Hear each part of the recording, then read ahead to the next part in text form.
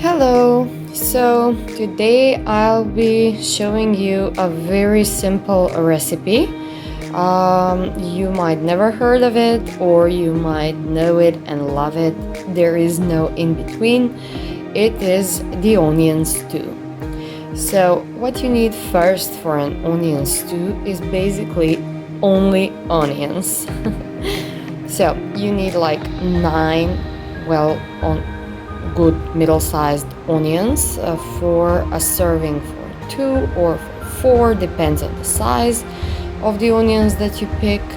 You need to pick them right, you need to clean them out, like peel all the peels and cut out all the things that are not edible, and then chop them on a board. And you may want to put them in water like I did, especially if they are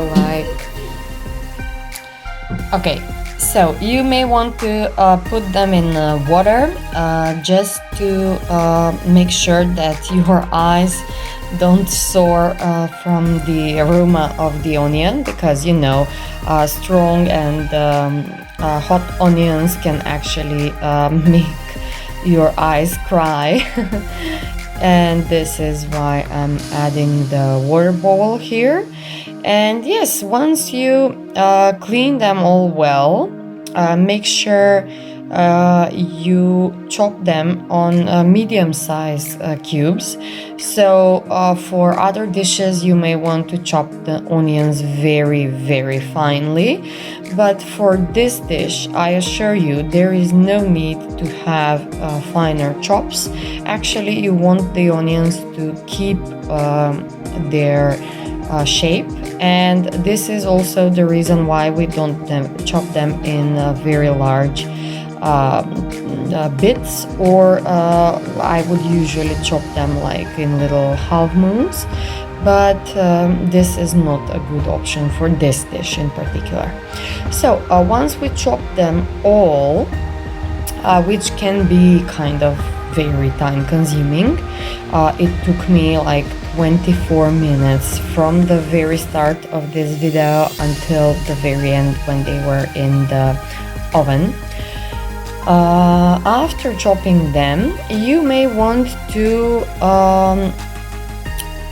take out on the table everything that you want to add to them. So I'm adding some flaxseed and plus extra some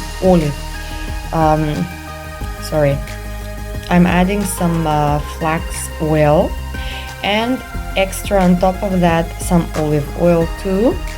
And I will just add a bunch of salt, a bunch of red pepper, because I just like the flavor in almost every meal. And then I will add a spoonful of basil to give it just a twist of flavor. And what actually really kills the onion flavor, because you don't want to eat 9 onions only with that flavor, you will need tomato. So you can grind in some 3 large tomatoes, or sip like 400 milliliters of tomato pasta. So be careful not to add just plain ketchup, because that will give you a very different flavor and it will act differently when baked. This is just plain tomato sauce from a bottle, packed like this, or from a jar or from a can, whatever it is. If you have some grated tomatoes, or if you make it at home, that's even nicer. If you have fresh tomatoes, you can just grate them off with a grater, or just put them in the freezer, unfreeze them, peel them, and mash them up with the onions. So this is actually the other main ingredient, and once you cover it up with the tomato sauce, you can just add it to the oven and bake it for about an hour. on a temperature above 200 degrees. Okay, so I hope this gives you a idea about what to make for lunch when you have a bunch of onions left in the fridge. Otherwise, it's very good, it's vegan, and it is very nutritive. So it might, if you haven't seen this dish before, it might look like an awkward thing, but it is actually very, very delicious. So yeah, I hope you enjoy it. And finally, this is how it looks after 1 hour of baking. So it's kind of a nice stew, and yeah, this is it. This is a serving of 4.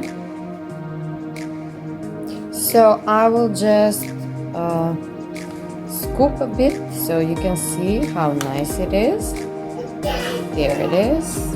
And this goes well with some meatballs if you add them, like the last 20 minutes of the baking, or maybe some sausage rolls, or even just some egg that you would